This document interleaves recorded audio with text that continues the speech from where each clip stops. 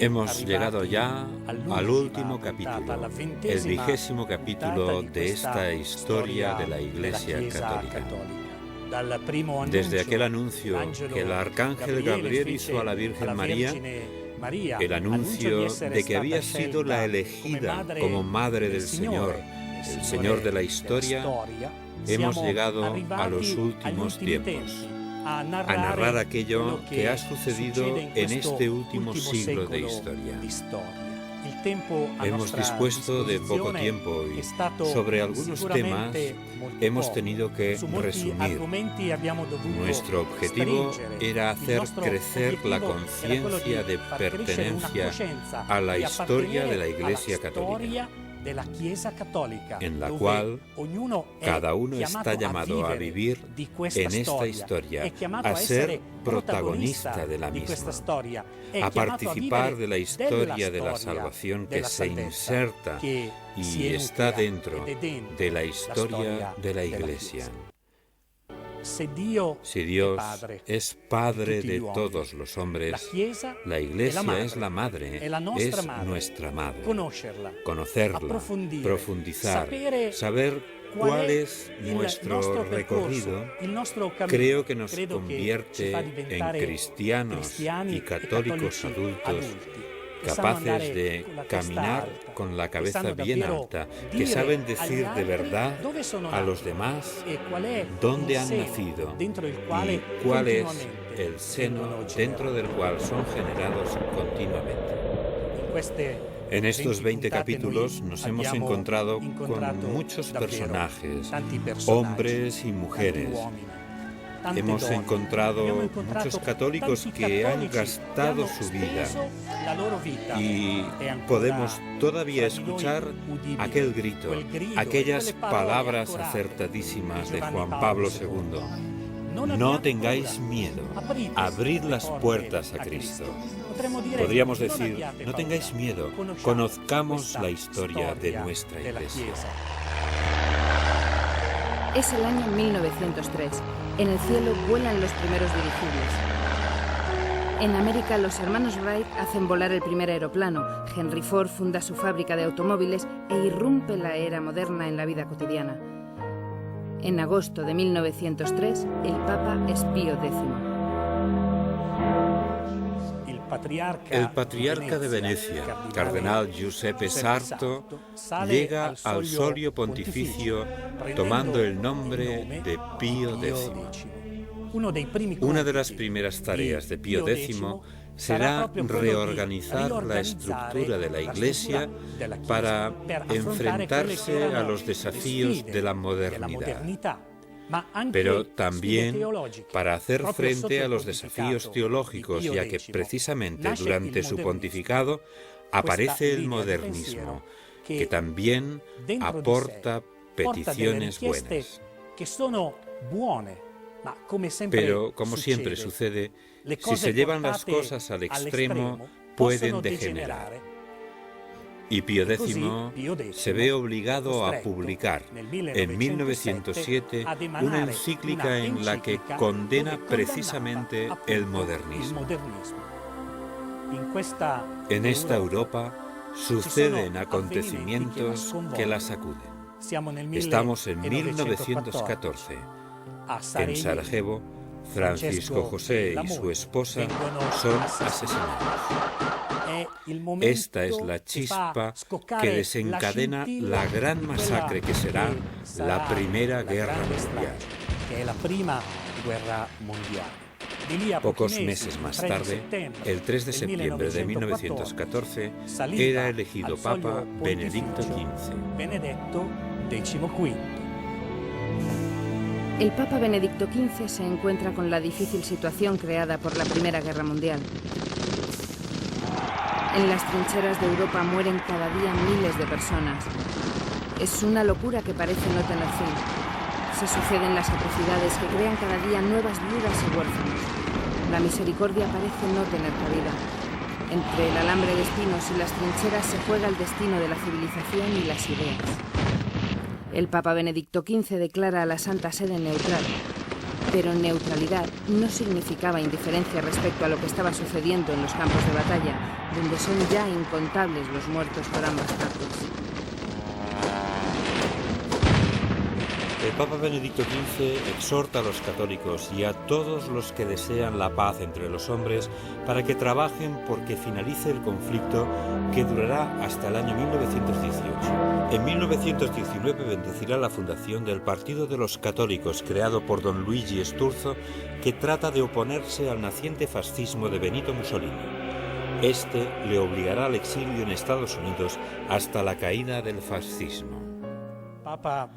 El Papa Benedicto XV no pudo terminar el programa que había comenzado. La muerte le llegó por sorpresa el 22 de enero de 1922. Aún así, había hecho mucho también por las misiones y había subrayado que eran un trabajo de toda la Iglesia. A la muerte de Benedicto XV no había quedado nada del poder de la Rusia de los zares. Se había instalado el poder de los soviets, una burocracia fuerte que trataba de difundir la ideología comunista a través del exterminio y la deportación de miles de personas. Un poder que trata de convertirse en un orden que ciertamente no es secundario tampoco para el nazismo.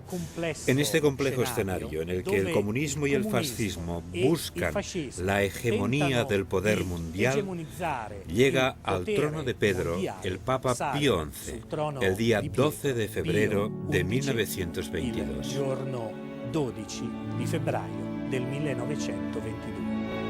Solo 3 años antes, en Fátima, se había construido una pequeña capilla en el lugar donde más tarde se erigirá una gran basílica, meta de innumerables peregrinajes en memoria de las apariciones de María a 3 pequeños pastorcillos, Lucía, Francisco y Jacinta, a los que la Virgen les revelará incluso el drama de la Rusia de los soviets y sus horrores, que intentará difundir por el mundo. En este espíritu de renovada espiritualidad que se contrapone al materialismo de las ideologías, Pío XI exhorta en sus encíclicas a que los fieles redescubran una vida religiosa coherente con la fe católica que profesan. Y la coherencia en la fe es el tema del Año Santo de 1925, en el que participan más de 500.000 de personas. Y precisamente por ello, a finales del Año Santo de 1925, Pío XI instituye la fiesta de Cristo Rey, Señor de todo el mundo. También Pío XI canoniza santos como Teresa de Lisieux, Roberto Bellarmino, Alberto Magno, Bernadette y Tomás Moro, así como Juan Bosco. Y siempre este mismo Papa instituye la Jornada Mundial de las Misiones, que desde entonces se celebra en el último domingo de octubre de cada año. Mientras tanto, en la Unión Soviética, la lucha contra los creyentes es despiadada. Masacres, deportaciones, cierre de iglesias. En realidad, se quería un hombre desarraigado de su propia historia, de las propias tradiciones.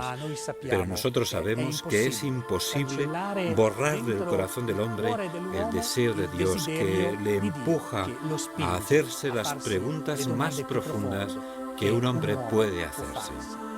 ¿Quién soy? ¿De dónde vengo? ¿Qué estoy haciendo? Aquellos años entre 1920 y 1930 se ven surcados por una gran crisis que afecta a toda la economía. En Alemania, los intentos de la izquierda de hacerse con el poder fracasan. Y en las masas desorientadas y atrapadas entre la crisis económica y la incapacidad de una real y democrática dirección política, la propuesta que hace la ideología nazi de una sociedad de elegidos encuentra terreno abonado. Hitler, como Mussolini, utiliza hábilmente la propaganda y crea la ilusión en la clase obrera de que son fuertes y poderosos. Manejando al pueblo, estas dos ideologías logran una obediencia ciega que fue utilizada en beneficio de los mismos grandes grupos industriales y financieros que habían favorecido su ascenso. Y en aquellos años oscuros para la humanidad conservaron y acrecentaron su fuerza, indiferentes, si no cómplices, del exterminio de millones de hebreos. Los nazis trituran muertos en los campos de exterminio. Los comunistas aniquilan poblaciones y asesinan a cientos de miles de disidentes en los gulags del norte de Rusia. La guerra, la Segunda Guerra Mundial, aún no había comenzado, pero todo hace presagiar la tragedia a la que se verá arrastrado todo el planeta. En Italia, Pío XI, a través de la Acción Católica, trata de dar una respuesta a la inquietud que surge en el mundo católico. En Francia, muchos intelectuales, entre ellos Jacques Maritain y su esposa Raisa, dedican sus energías a ello. La pregunta podemos formularla así: ¿pueden los católicos dar una respuesta adecuada a la crisis que está atravesando el mundo? Pero Pío XI tenía otro problema más que resolver, y este era regular a través de un concordato con Italia la cuestión del territorio vaticano, para lo cual el gobierno italiano tenía que reconocer la soberanía del sumo pontífice en su pequeño estado. El 11 de febrero de 1929, Mussolini y el cardenal Gasparri firman los Pactos Lateranenses. El Estado de la Ciudad del Vaticano tiene desde este momento pleno reconocimiento jurídico. 2 años antes de que terminase el pontificado de Pío XI, se leyó en todas las iglesias alemanas una encíclica del Papa que condenaba al régimen nazi. Era el 21 de marzo de 1937. En la encíclica se decía que ni raza ni pueblo pueden violar los derechos individuales de las personas. Fue una encíclica en la que se involucró de manera especial el entonces secretario de Estado, Eugenio Pacelli, que había sido nuncio en Alemania y que pronto será el Papa Pío XII, dirigiendo la Iglesia Católica durante toda la Segunda Guerra Mundial.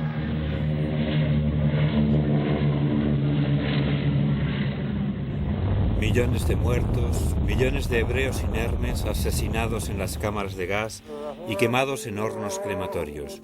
La bomba atómica casi fue el epílogo inevitable para reencontrar la paz en un planeta enloquecido, donde todos los horrores se justificaban en nombre de la locura ideológica nazi. En Italia, a la derrota del fascismo contribuyó un frente popular compuesto por todas las fuerzas democráticas que fundarán la República Italiana, en la cual los católicos, tanto en esta fase como en su reconstrucción, fueron uno de los factores determinantes. Al Papa Pío XII le sucedió en el trono de Pedro Juan XXIII, elegido en 1958. Pocos meses después, el 25 de enero de 1959, anunciaba la convocatoria de un concilio ecuménico, el Concilio Vaticano II, que se abrirá en Roma el 1 de octubre de 1962. Il 1 di ottobre del 1962.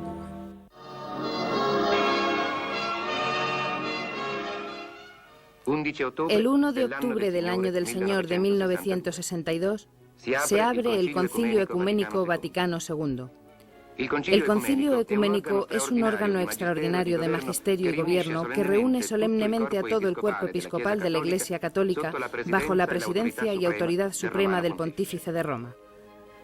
Junto a los pastores de las iglesias de reciente fundación, participan delegados de las comunidades cristianas más antiguas, que testimonian su larguísima historia con sus mismos ropajes. En el Concilio Vaticano II participaron 2.540 padres conciliares, procedentes de todo el mundo. La mayor participación que recuerda la historia de la Iglesia y la historia de los concilios de la Iglesia Católica.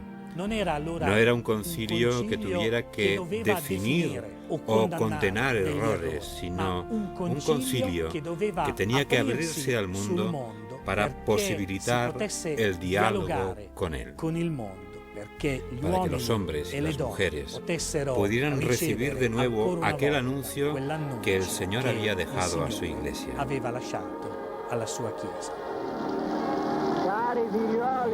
Queridos hijos, escucho vuestras voces.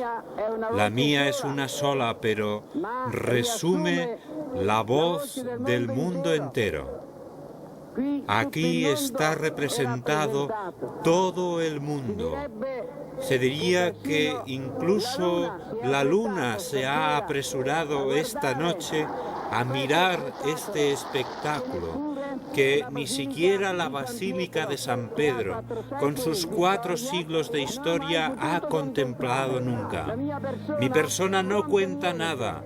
Es un hermano que os habla, convertido en padre por voluntad de nuestro Señor.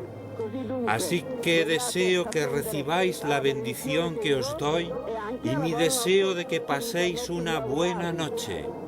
Volviendo a casa, veréis a vuestros hijos, acariciadlos y decidles que es una caricia de parte del Papa. El 8 de diciembre de 1962, Juan XXIII cerraba la primera parte del concilio, pero no lo reabrió. En junio de 1963 moría ante la conmoción de todos. El 21 de junio de 1963 es elegido Papa Giovanni Battista Montini, tomando el nombre de Pablo VI. Y reabrirá el Concilio Vaticano II el 29 de septiembre de 1963, introduciendo importantes reformas procedimentales como la admisión de laicos como oyentes y el nombramiento de 4 moderadores. El Concilio Vaticano II introduce novedades en la Iglesia, pero la principal novedad es la misma definición de Iglesia, que es el cuerpo de Cristo, el pueblo de Dios donde todos son llamados a anunciar el Evangelio. Todos están llamados a la santidad. Todos son llamados a acoger las enseñanzas que provienen del mismo Cristo. Pablo VI es el primer papa que realiza grandes viajes. La Iglesia es ya universal, tanto física como espiritualmente. Está presente por todo el planeta. Pablo VI, vicario de Cristo, se confirma sucesor de Pedro, apóstol entre las gentes, viajando desde la India hasta la sede de la ONU en Nueva York, donde pide la paz y la cooperación entre los pueblos. El Papa del Concilio Vaticano II muere el 6 de agosto de 1978. A Pablo VI le sucede Juan Pablo I, un pontificado brevísimo, ya que el Papa muere apenas un mes más tarde y al que aún hoy recordamos por su dulzura. El 16 de octubre de 1978 llega de Cracovia, Polonia, Karol Wojtyła. Es elegido Papa tomando el nombre de Juan Pablo II. El Papa venido de la Polonia aún dominada por el régimen comunista muestra inmediatamente su profundidad espiritual. Su memorable discurso de apertura enciende y une a todos los católicos.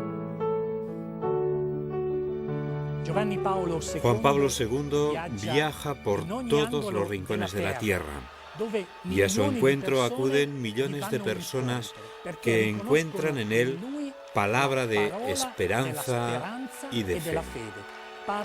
Habla de los problemas, de la paz, del genocidio de los pueblos, de las problemáticas que conllevan la genética o la contaminación.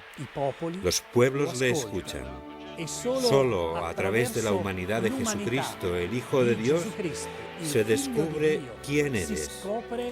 Es un humanismo nuevo, la reproposición de aquel humanismo cristiano que es y será siempre el fundamento de una sociedad, de la unidad entre hombres de todas las lenguas y razas, porque el fundamento de este humanismo es la persona de Jesucristo.